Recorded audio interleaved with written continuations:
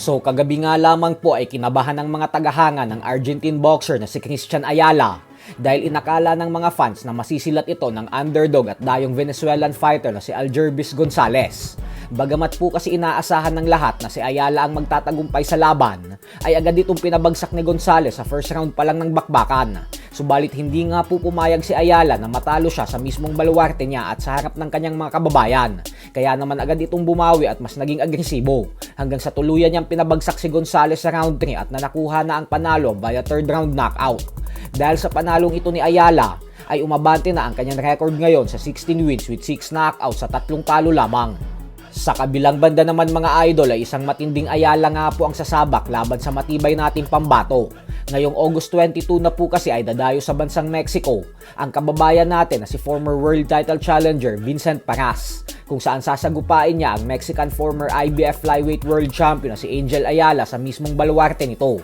Hindi po ito magiging madaling hamon para kay Paras, lalo pat alam naman nating lahat kung gaano kataas ang kalibre ni Ayala. Dalawang Pinoy former world title challenger na ang tinalo nito via knockout.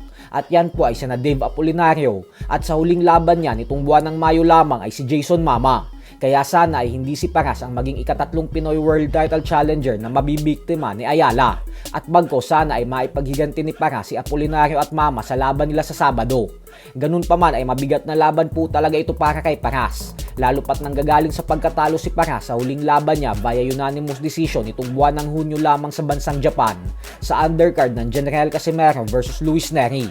Kaya suportahan at ipagdasal po natin na sana ay makuha ni Paras ang tagumpay at masilat niya si Angel Ayala.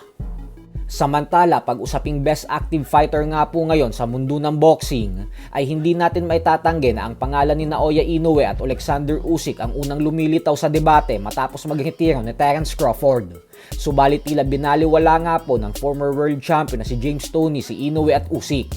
Ayon po kasi kay Toney ay para sa kanya umano ay hindi si Inoue o Usyk ang best fighter ngayon at bagkus ang tinaguri ang halimaw ng Mexico na si David Benavides.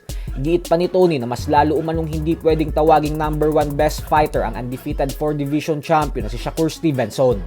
Banat nito na hindi niya daw maintindihan kung bakit sinasabi ng mga tao na si Stevenson na ang susunod na best fighter kasi wala naman daw itong nagawa at napatunayan. Kung naging 4 division champion daw ito sa panahon nila ay pwede pa siyang mapahanga dito. Pero sa panahon umano ngayon ay hindi naman daw espesyal ang mga nagawa nito. Kung gusto umano ni Stevenson patunayan ang sinasabi niya na siya ang pinakamalakas, ay dapat matuto daw itong sumugal at lumaban sa mas malalakas nang hindi humihingi ng partida sa timbang, kagaya ng rehydration clause. Hindi po kasi natutuwa si James Toney nang sabihin ni Stevenson na dapat ay may rehydration clause sa lahat ng fighters na lalabanan niya sa welterweight division dahil masyado daw ang mga ito malaki kumpara sa kanya, kahit maliwanag naman na sapat na ang kanyang tangkad at lapad ng katawan para sa welterweight. So hanggang dito na lang po muna tayo mga idol.